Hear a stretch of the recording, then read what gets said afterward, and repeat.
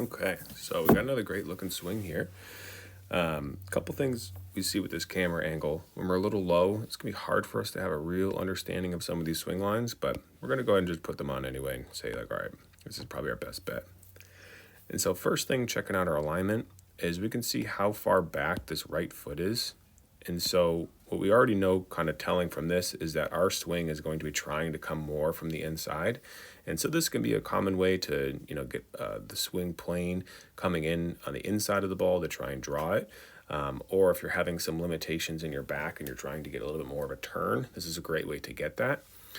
What happens here, either intentional or not, is if we can kind of assume that, this ball is going, somewhere that direction, we know that we want to go there, that when we start to come back, we're going to be coming really underneath this plane. And so even at this first positional check, we can kind of say the camera angle is a little bit too low to probably get a real sense of this, but we can see the hands and the club are really working inside. Our left wrist is very, very strong, and so we can already see our emblem. We've now kind of gotten to this like laid off John Rahm, kind of position where we're very flat underneath. And so what that means is the butt of the club coming forward is well above the ball. And so a steep one would be if something was like angled down there. And so it doesn't really matter how you get to the top as long as we're coming through that we're getting within these two red lines for the swing plane. The thing about that sometimes when you get really flat is it's really hard to set the wrists. And so our angle as we come into the transition into the top of the backswing is we're very open. This club is still very straight. And so there's good players out there. I was thinking, Sergio Garcia, he has good wrist hinge coming back, but then coming down, he really hammers that and creates a ton of lag and power. So there's definitely ways to do it. What we see is it starts to come back and towards the top is that we're really starting to shift onto this back posted leg, and our weight is starting to come probably a little bit too far back.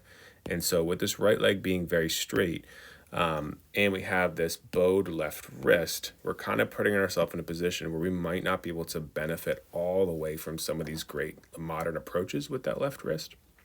Because what that requires is a lot of downward force onto that right leg so that the hips don't spin out too early.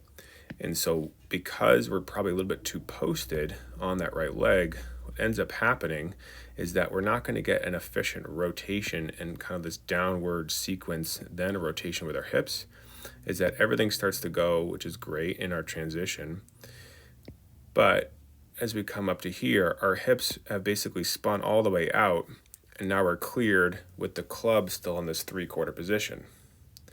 Now, the club plane here is we're pointed, well within the plane. We're looking really good on that aspect. And if we clear all the lines, we can see from here, this player actually does a really good job of keeping this on plane all the way through the strike. The issues or, inconsistencies that might arise, I think particularly if we looked at an iron, we can get away with a lot of, shifting around on the ball with a driver because we're trying to hit on. But if we're trying to hit really far down onto the club, like a short iron, we're going to start to see some of these problems really take hold.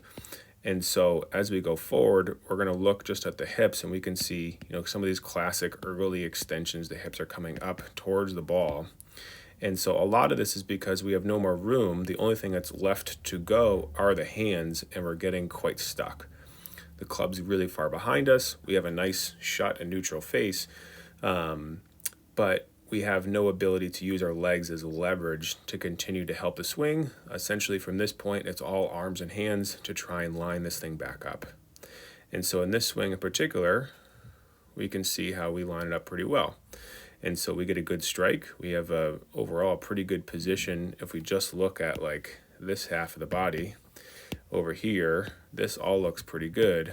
But the problem is if we come back to the beginning, our spine angle, and this would probably be solved more with a different camera angle, but our spine in relation to our legs here is we're very bent forward. And so if we're a little bit too low down to the ground, if we kind of turn on some of these fancy things here, and so if we look at our spine angle in this, and then as we come to the top of the backswing up here, we can see how straight and upright this angle is now. And as we come through the ball, we're going to see that our angle at the top, and this is usually a giveaway that we're too low to the ground, as we come into impact, we start to match this angle back up almost beautifully. And to be honest with you, it's right on top of it. And so a couple little tweaks to get ourselves a little bit more upright address to the swing, as well as having our lower body have a bit more of a stabilizing effect, will help kind of clear up some of the inconsistencies, particularly with our short game. But in our long game, will allow us to come up into the ball a little bit, and we won't have to feel like, as this left wrist comes through, we won't have to feel like this left hand has to really work down and around through the ball to create a lot of rotation in order to try and time it up.